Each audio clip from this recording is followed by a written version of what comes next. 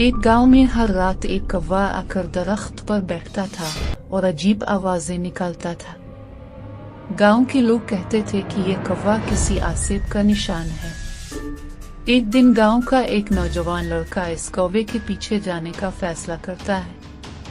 रात को वो चुपके से बाहर निकला और कौवे का पीछा करने लगा। कौवा इसे एक पुराने कब्रिस्तान तक ले गया। वहां पहुंचकर कौवा अचानक खामोश हो गया और दरख्त पर बैठ गया।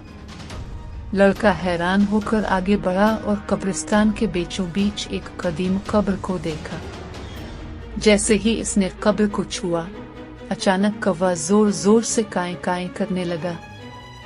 कब्र से एक ठंडी हवा का झोंका निकला और लड़के को महसूस हुआ जैसे कोई इसके पीछे खड़ा हो। इसने पलट कर देखा, लेकिन वहां कोई नहीं था। अचानक एक साया नमूदार हुआ, जैसे किसी ने लड़के को छू लिया हो। खौफ से लरजते हुए लड़का वहां से भागा, लेकिन कौवे की काएं काएं की आवाज इसका पीछा करती रही। कहते हैं इसके बाद वो लड़का कभी भी दोबारा गांव में नजर नहीं आया।